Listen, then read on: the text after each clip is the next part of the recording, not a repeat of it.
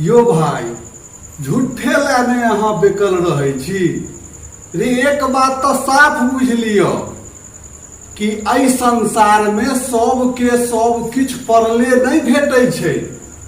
ओहि लेल कर्म करऽ पड़ै छै आ भाग्य के आधार पर भेटै छै।